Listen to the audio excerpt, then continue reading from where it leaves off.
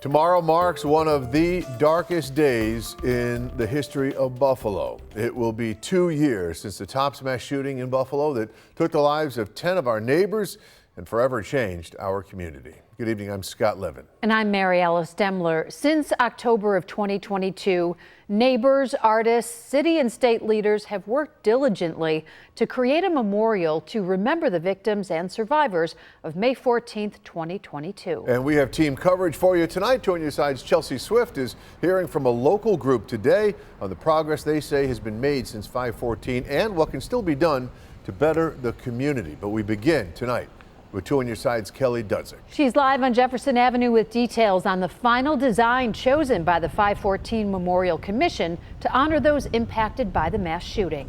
Kelly? Yeah, Scott and Mary Alice, the 5/14 Memorial Commission chose this design out of 3 finalists, and it's called Seeing Us, and it features 10 arched pillars, 1 for each of the shooting victims. Those are outside. Then there's an entire building that will be available for performances and exhibits. The city of Buffalo has already pledged $1 million, and the state is providing $5 million in funding. The total cost to build the memorial is $15 million as of right now. People gathered for today's press conference got emotional when they saw the design for the first time. You know, there was audible sobbing. I mean, people were so touched in their hearts, and that just brought me back to the place we were 2 years ago when there was just it was an endless supply of tears that came from all of us. Even now, just the hugs.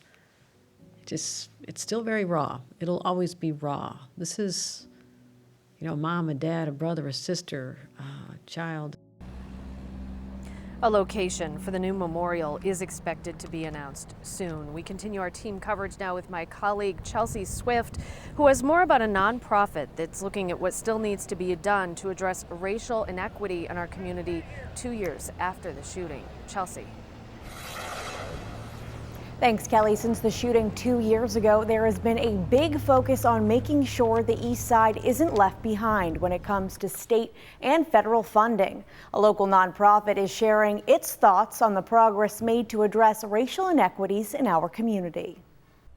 A group called Open Buffalo is calling attention to progress that's been made since 2022.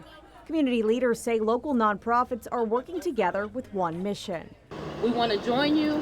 We want to walk and talk beside you to make sure that the events that happened on May 14th will never happen. Never happen again in our community. In the last 2 years, leaders from Open Buffalo say they've helped more than 1,000 employees undergo their race, power, and privilege anti-racism training program. The leader of a nonprofit called Community Services for Everyone says it's making a difference in their workplace. Employees began speaking out. They told their personal stories. They shared stories of being denied jobs, being denied countless opportunities, denied a mortgage. This prompted a real excitement about how we can change not only internally, but what resources Community Services for Everyone can bring to help promote change and uplift this community. Community leaders say more work is needed. Jillian Hainsworth, who is the former director of leadership development, says in the days that followed the attack, she noticed neighborhoods were impacted differently. Hainsworth sees this lack of unity as an ongoing issue. We need to make sure that as a community, we are all jumping to action to make sure that another May 14th doesn't happen in our home, to make sure that we're educating other people to prevent it from happening in their homes, because we know more than a lot of other communities at this point, it is life or death. The executive director of Open Buffalo tells us one of their top priorities is environmental racism, meaning they're taking a closer look at water and air quality in those neighborhoods and looking at ways to improve conditions. Chelsea, thank you.